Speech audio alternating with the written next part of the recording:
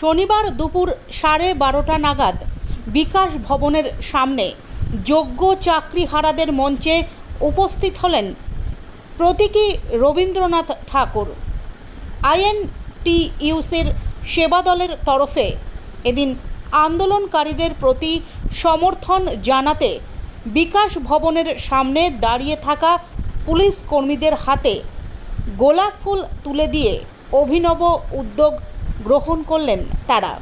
এদিন সংবাদ মাধ্যমের মুখোমুখি হয়ে প্রতীকী রবীন্দ্রনাথ বলেন, সবার ভালো হোক, যারা যেটা চাইছে সবার ভালো হোক। আমি কার কোনো বলবো না, আমি শিল্পী হিসেবে বলবো সবার ভালো হোক, সবার জয় হোক,